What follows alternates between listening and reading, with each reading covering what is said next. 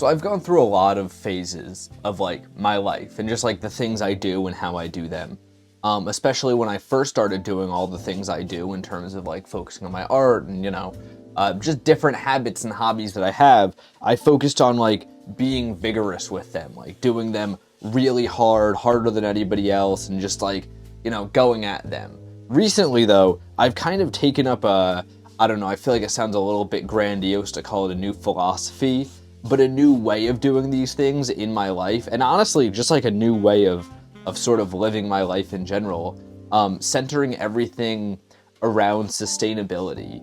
And I think it's interesting. This is almost like a slow burn that like has kind of, no one like, you don't like make a conscious change, but you kind of like drift that way. This is a drift that I've noticed. And it all kind of like started happening when I kept saying the quote to myself. And I don't know if this is I think it's a Japanese proverb, I want to say. I don't know what proverb means. Does anybody know what that word means? Because I definitely say it, and I've heard it used everywhere I go. And like every time I hear it get used, I'm like, yeah, it's a proverb. But like, I don't know what that shit means, but like I do. It's one of those words where it's like I totally know when I see a proverb, no idea what makes something a proverb. Anyways, the proverb goes something along the lines of like, a stone does not break rock because it's harsh, but rather because it's a water does not break stone because it's harsh, but rather because it's persistent or constant. Something like that.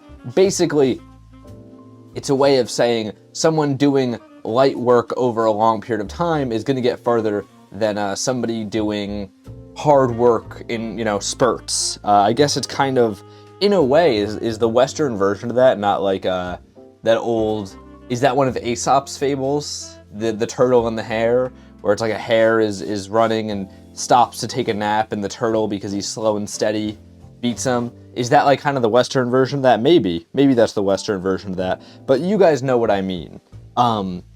Being sustainable and consistent and persistent is going to get you a lot further than being aggressive or being, the most motivated. I think a big thing that comes in too when I think about this is like how, especially in art, I feel like discipline totally outdoes motivation all the time. And I think it's interesting because I don't know any artists that call themselves disciplined. Like every artist I know says they struggle with discipline a little bit. And I think it's interesting because like as much as they struggle with it, they still are disciplined. And I think that's why passion always wins in the end. Because like, even though they struggle with discipline in terms of like, dumb little things of like waking up on time or like keeping a consistent diet or like having a caffeine and a nicotine addiction, like things like that, these people that I know might struggle with, they still like, I'm not just outing them, by the way. These are things they complained about to me. Whatchamacallit, as much as they might struggle with discipline in these regards, they still wake up every day and make art, not because they're disciplined, but because they're so passionate about it, I remember I watched, I don't know if it was a documentary or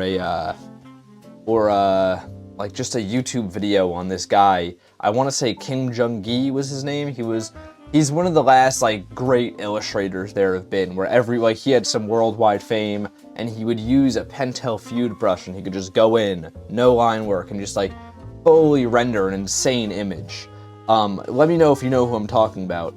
But I watched a video and like they were basically like saying, everyone, like he just draws so much, everybody's trying to get him to stop drawing. And like the conclusion they came to, and like they asked him in the interview, like, do you ever take a break from your art? And he was like, not really. Like he'll be like, I go on vacation, but like usually I still doodle. And the conclusion they came to I thought was so stupid. They were like, for him, it seems drawing is just like breathing. And it's like, listen, is he drawing probably a lot more than the average guy? Yeah, for sure. He just likes drawing though. Like it's a pretty simple conclusion. I don't know why we're acting like that's like some God-given level of passion or trait. I know so many artists that you know, are they Kim Jong-gi level? No, but they wake up and do art all day, every day because they just like love it. And I feel like I'm focusing on art a little bit too much here. I know I have a good amount of artists that watch these, which is super cool, by the way. I really like that. But I think this is true of just like life in general too. The area where I think I've applied it most is like things like diet and like working out. You know, I realized that like I've definitely taken a harsher approach to that because it feels so much better, right? Like when you like go to the gym or go on a run and you know, go really hard and then you're like sweating and you're dying, you feel like you just like you know, beat the world. Like you feel like you just did so much. But the truth is that like the guy who doesn't do that but rather opts to you know, maybe go on a lighter run, but they can go on a run every day instead of once a week because they go lighter, or maybe their diet isn't quite as intense but they can uphold it better because it takes less time. You know, things like, small things like this, those will get somebody to have more fitness progress than the other way around, you know? And I think that's like a huge, I don't know, it's weird. It's one of those things that I feel like I talk about a lot on here, where it's like, it's such an obvious thing.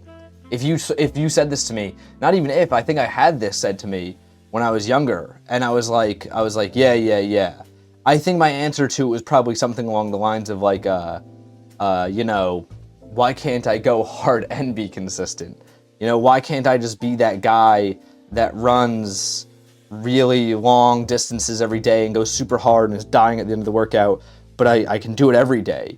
And honestly, listen, I always like to do caveats here because I don't know why, I'm just a huge caveater, I guess. But if you're somebody that can do that, more power to you. That's so cool. That's awesome. Like if you're David Goggins, if David Goggins is watching this right now and he's like, this guy's a fucking idiot, I ran 1,000,000 miles today. Like that's awesome if that's you. It's like for most people it's not going to be. You know what I mean? I think you got to find what works for you. You got to find a level of balance and sustainability that will let you keep going forever. Because you know, that's how you, I don't like the term win, because I feel like being like you should be sustainable to win is almost kind of an oxymoron, right? Because sustainability is something you can persist with for a long period of time. Winning infers there's an end where you're like, I did it, I was sustainable, and now I won. More so that like when you're measuring progress or when you're trying to do something in general, being sustainable will get you a lot further, I think is how I'd like to phrase it. I remember when I was a kid, I was overweight and I wanted to go on a diet. And I would tell my dad, I was like, oh, you know, I forget how old I was, maybe figure like middle school age. And he was like, the thing with diets is every time, and this is something that's just like true, that I've heard like in research too. He was like, the thing with diets is that like every time after you stop a diet, you just go right back to your old habits. You just go back to the way you were and you eat, you know, let's say you do a no carb salad only diet. That first day after the diet, you're sitting down with a whole bowl of pasta and you're going to town and you're probably gonna eat so much more pasta, you know? And I think at the time when he said this to me, I was like, all right, so like, just like, fuck me then, I'll just be fat. Like that's how I took it, because I was a dumb little kid. But like, what he was very obviously advocating for is like, you gotta find a sustainable way, you know, kind of the way I do it now, where like, I don't starve myself, I make sure I'm like, you know, I don't go hungry ever, but I eat healthy just because like, I make sure I found foods and recipes that like I like to eat. You know, like it's almost, I think like, I don't know if you guys have seen that genre of guy online where like they just like, they eat like an insanely healthy diet of like these certain foods. I can't even name any of the foods, so I guess I really shouldn't use this as an example. But like there are these guys that do that and like it looks awesome. And listen, I'm sure it's just for social media content, but you know, that's really cool, but like you can't do that forever. You know what I mean? And even having a diet of like, when people go on to try and lose weight, I know they'll do diets of like, you know, 1,000 calories, 1,500 calories.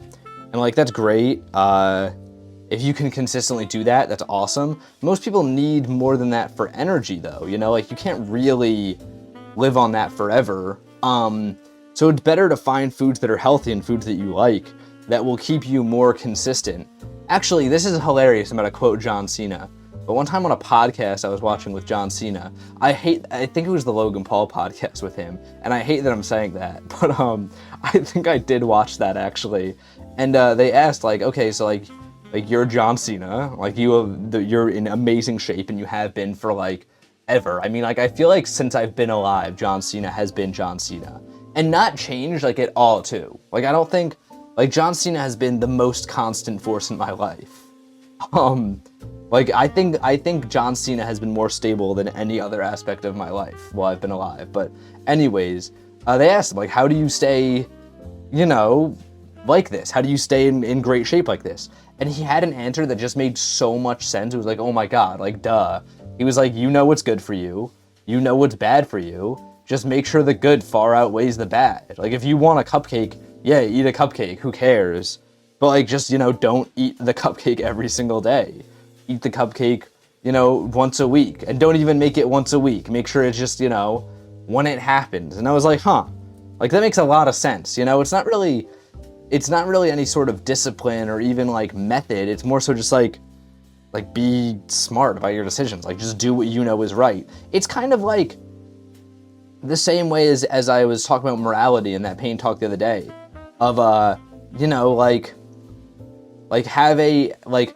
morality doesn't need to be as complicated as a certain code. I guess what we can call here a morality diet is not necessary because you know what right and wrong is. You're able, you don't walk around every day being like, oh, I'm on my morality grind right now. You're just like, oh, like I'm just gonna do the right thing because it makes sense, even if the bad thing feels better right now. And I think that's like so true. Like that shift in mindset can really be the difference.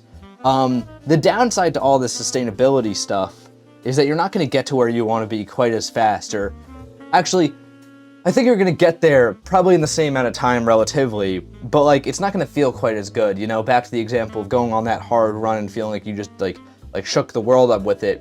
It's going to feel like you're making less progress. There was a really early video on my channel that's gone now where I was like talking about books and like how a reading routine that works for me, and I said like reading 10 pages of the book a day and making sure you make time for that is gonna feel worse. You're gonna feel less productive, but you're gonna get through more books in the long run because it's a built-in, really easy habit. And you're gonna end up reading more, and it's a good thing, because you won't fall out of reading. And I'm basically saying the same thing here for like not all the other, but like a lot of the other aspects of life, right? That like, don't do what feels like you're productive, just be consistently, genuinely productive, I'm gonna retread, as I finish up this discussion, I'm gonna retread a little bit of ground from yesterday's Paint Talk with the grind set stuff, but like, picking something and working on it really hard, harder than anything else in your life, is awesome, and like, that's very idealistic, virtuous, it's all those great words. But the reality is picking something you like and working on it because it's a part of you you're gonna win, That's what I think at least, is you're gonna do much better that way than any other way. Because that's what I've seen in my own life, when I try and start things that are maybe really cool and good, but I'm not quite as passionate about, I end up doing a lot worse in the long run. And the things in my life that I've hung on to and consistently progressed at since I was a child, as long as I can remember, are things that I've just loved doing and done with the most amount of earnesty I can, not trying to make money, not trying to do anything like that. And I think what I've noticed these last couple weeks as I've sort of drifted into this mindset incidentally is the second that I've centered, like consciously now started to center my life around sustainability, making decisions not off like, what would somebody do right now if they were trying to be successful, but rather like, what should I do right now for sustainability's sake to make sure I can still be here acting like this, working like this in the long run. Ever since I started doing that, I've noticed that I'm happier. Just like, to put it simply, I am. So yeah, sustainability, folks. Sustainability. This is the painting. I think it's actually kind of cool.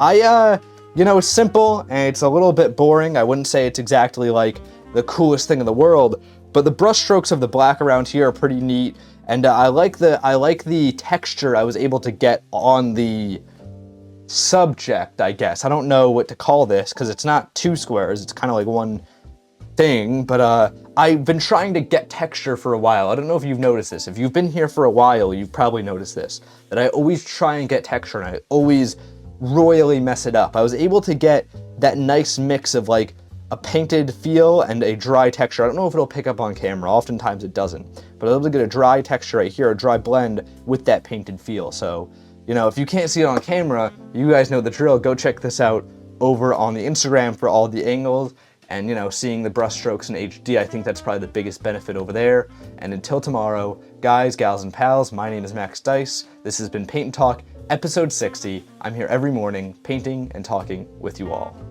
Talk about sustainable. I mean, like episode 60, like that's some sustainability right there. I don't know what that means, but